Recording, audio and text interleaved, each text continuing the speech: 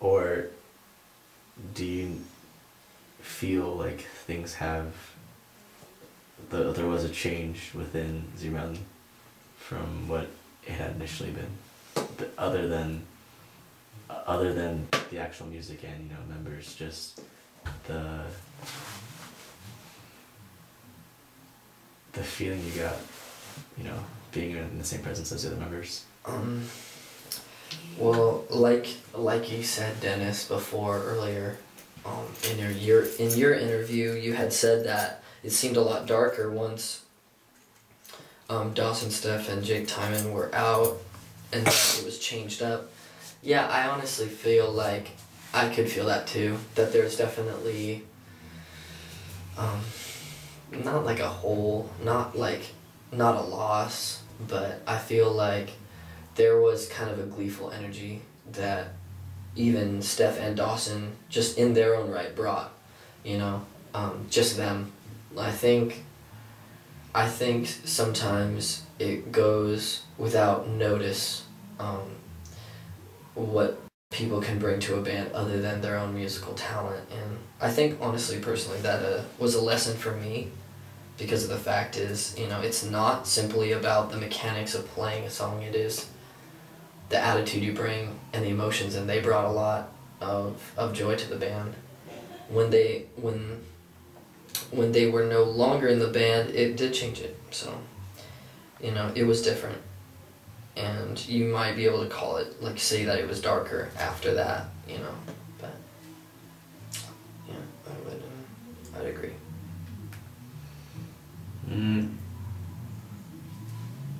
How do you feel about people bringing negative connotations to Zero, or, you know, just people that would that are haters? Just haters in general. You know, I partially blame a lot of the ridiculous skepticism towards the band on myself. I put that on myself typically. I think whenever I put my hand to a song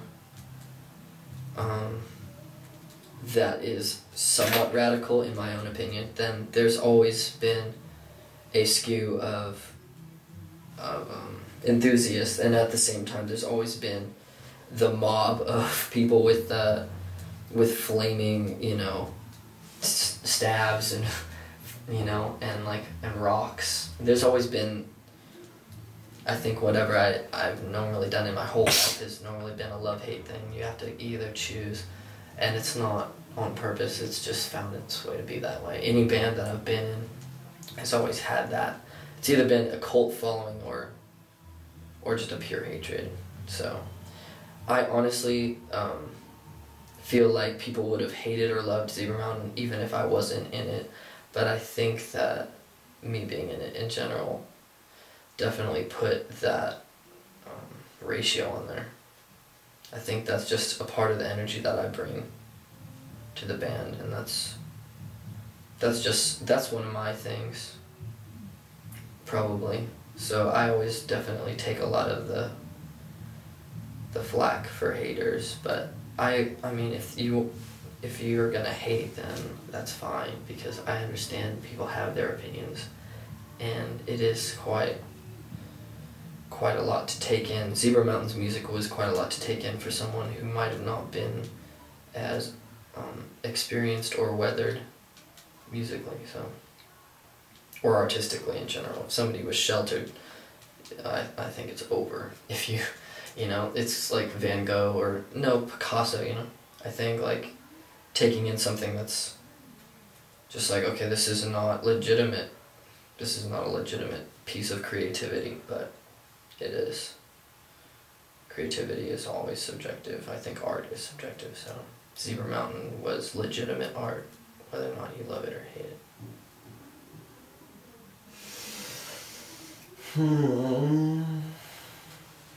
What is your favorite memory of Zebramountain? I think the music videos were a favorite time for me, because in my opinion, like, the way I've seen it is the beginning, it starts in the garage or in the living room or in your head, the song, and then you bring it together with your friends, and then you record it, and then, you know, you might play it live before then, but for me, the last process is playing it live. The one before that is making the music video. I just feel like the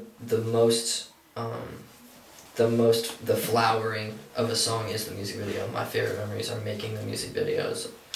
And I think that's a lot where our fan base comes from, is the fact that when they see our energy on film, I think that's the difference between Zebramountain and any local band that has really come across, is the fact that when you put us on camera, it was different than another band on camera. I think that we had a certain aesthetic energy, or at least emotional energy, like a motion picture energy that no one really had. And that kind of translated in person. So I'd say even any music video, I think one of my least favorite memories was a portion of filming the Ellis and Friends video, because of the fact that I had known that Zebramountain couldn't, there was the love, I just felt like it wasn't there anymore between me and Jake at that point in the Ellis and Friends video.